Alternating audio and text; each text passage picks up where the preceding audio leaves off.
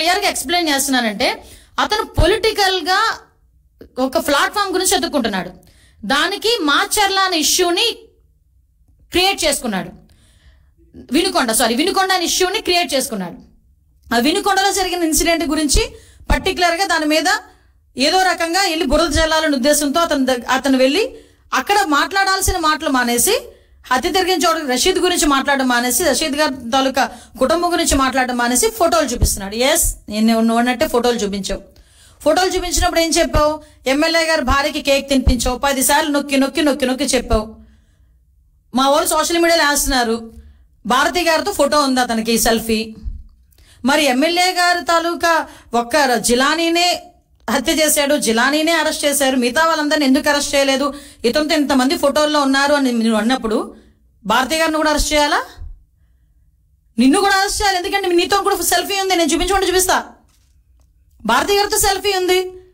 ఎందుకంటే ఇంతకుముందు మీ పార్టీలో చాలా యాక్టివ్ పార్టిసిపెంట్ కదా. వాళ్ళ మధ్యలో ఉన్న వర్గ విభేదాలతో ఒకరినొకరు అక్కడ చంపుకోవడం అనేది తప్పు. నేను దానికి ఏకీభవించట. చంపుకోవడం అనేది ఎట్టి పరిస్థితుల్లో అంత బ్రూటల్ గా చంపడం అనేది తప్పు. ఇమ్మీడియట్ గా అరెస్ట్ జరిగింది, రిమాండ్కి పంపించాం. ఎక్కడ కూడా ఎటువంటి ఇబ్బంది కలగకుండా చూసుకున్నాం. నువ్వు వెళ్ళి రెచ్చగొడుతున్నావు. మళ్ళీ అక్కడికి వెళ్ళి వినుకొండ నువ్వు వెళ్ళి అక్కడ రెచ్చగొట్టి నువ్వు మళ్ళీ తిరిగి మాట్లాడితే పరిస్థితి వచ్చిందంటే ఒకసారి నీ తాలూకా మైండ్ సెట్ ఒకసారి ఆలోచించు.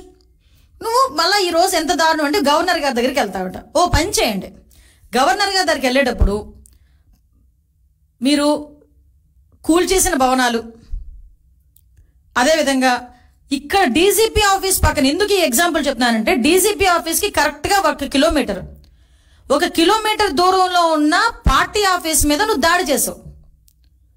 ఈరోజు చంద్రబాబు నాయుడు గారు చలో ఆత్మకూరు పెడితే అక్కడికి వెళ్ళి చంద్రబాబు నాయుడు గారి ఇంటి గేట్లకి వెళ్ళి పెద్ద పెద్ద రాడ్లు తాడ్లు కట్టి బంధించావు. చంద్రబాబు నాయుడు గారి ఇంటి మీదకి నీ తాలూకా ఎమ్మెల్యే ప్రమోషన్ గురించి చంద్రబాబు నాయుడు గారి ఇంటి మీద జోగి రమేష్ వెళ్ళి దాడి చేశాడు. ఇలాంటి సంఘటనలు మా తోట చంద్రయ్య అనే బీసీ వ్యక్తిని జై జగన్ అన్నందుకు పీక కోసి చంపేశావు. మరి వీటన్నిటి మీద మేమెవరి దగ్గరికి వెళ్ళాలి? ఆ రోజు మేము వెళ్ళి ఉండాలి. ఆ రోజు ఇవన్నీ మేము ఆ రోజు ఇలాంటి సంఘటనలు ఎస్ మేము కూడా ఒక బుక్ వేసాం.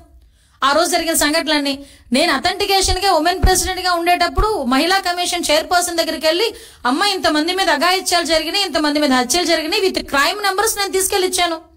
నీ దగ్గర అలాంటి అథెంటికేషన్ ఏదైనా ఉందా? నీ దగ్గర అలాంటి ప్రూవ్ ఏమైనా ఉందా? తీసుకొచ్చి చూపించు.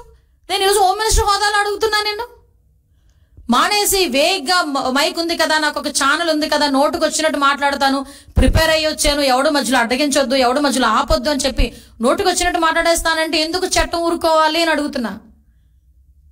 ఆ రోజు నువ్వు ఎవరినైతే ఉపయోగించుకొని పోలీసులను ఉపయోగించుకొని ఎంతమంది మీద ఇబ్బంది పెట్టావు. ఈరోజు పోలీసులకి సంబంధించి నేను చూస్తా ఉంటే నిజంగా చాలా బాధ అనిపిస్తా ఉంది నాకు. వాళ్ళ పరిస్థితి ఏంట్రా అంటే ఈరోజు కనీసం పోలీసు వ్యవస్థ ఒక ఇన్వెస్టిగేషన్కో, మీకు విషయం చెప్పాలండి, ఇక్కడ ఫోరెన్సిక్ ల్యాబ్ కేవలం అమరావతిలో ఉన్న పాపానికి దానికి సంబంధించి డబ్బులు కూడా ఇవ్వలే తెలుసా మీకు? మళ్ళీ ఈ రోజు మేము 9 కోట్ల సెంట్రల్ గవర్నమెంట్ నుంచి తెచ్చుకున్నాం. దానికి ఒక అమరావతిలో ఉన్నది అన్న ఒకే ఒక పాపానికి అమరావతిని కిల్ చేయాలి కాబట్టి అక్కడ జరిగే ఫోరెన్సిక్ ల్యాబ్ ను కూడా మీరు కిల్ చేసేసావు. ఒక వెహికల్స్ లేవు, సీసీ కెమెరాస్ లేవు, మెయింటెనెన్స్ లేదు, ఈవెన్ ఫింగర్ అథెంటికేషన్ అది లేదు.